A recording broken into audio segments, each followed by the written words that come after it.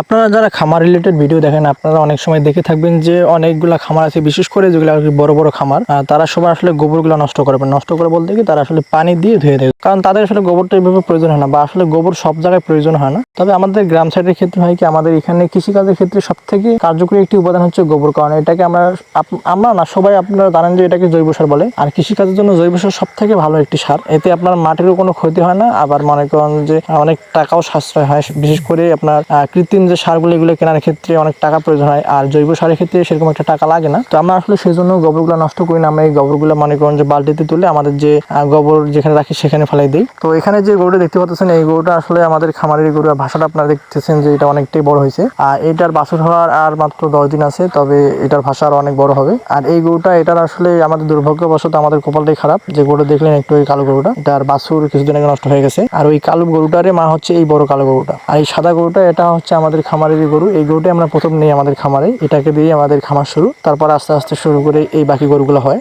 তো আপনারা সবাই আমার এই চ্যানেলটা সাবস্ক্রাইব করে রাখবেন, লাইক কমেন্ট শেয়ার করবেন, তাহলে এরকম আরো অনেক খামার রিলেটেড ভালো ভালো ভিডিও পাবেন। আর আপনারা কিরকম ভিডিও চান আমাকে বলবেন।